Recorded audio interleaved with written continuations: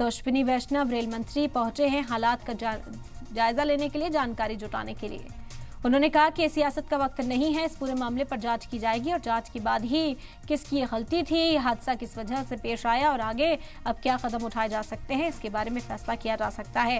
Waste Bengal में ये rail हादसा हुआ है। रेल मिनिस्टर अश्विनी वैष्णव यहां दौरा करने के लिए पहुंचे हैं। तस्वीरें आप देख सकते हैं। बेहद अफसोसनाक हादसा पेश आया, किस तरह से 2 डिब्बे डिरेल हुए हैं जिससे कई लोग इस वक्त जख्मी हैं।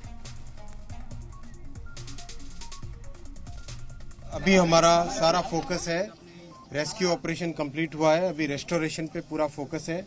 ये मेन लाइन है, ये पॉलिटिक्स का समय नहीं है। अभी सारा फोकस होना चाहिए रेस्क्यू और रेस्टोरेशन पे। पैसेंजर सेफ्टी के लिए बहुत बड़ा फोकस है, कंप्लीट फोकस है, जैसा आप स्वयं जानते भी हैं। मैं इसके बारे में बाद में डिटेल में चर्चा करूंगा। अभी मैं जरा पहले रेस्क्यू और रेस्टोरेशन ऑपरेशन का पूरा जायजा ले लूं और उसके बाद में पेशेंट से मिलने जाऊंगा। अश्विनी वैष्णव हालात का जायजा लेने के लिए पहुंचे और उन्होंने साफ तौर पर कहा कि अभी इस मामले पर सियासत ना हो तो बेहतर है। इस मामले